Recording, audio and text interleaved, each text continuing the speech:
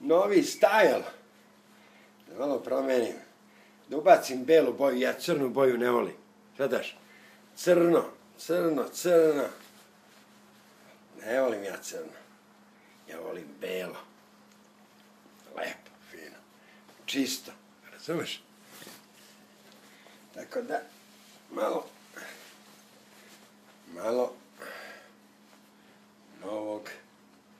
novog letnjeg stila.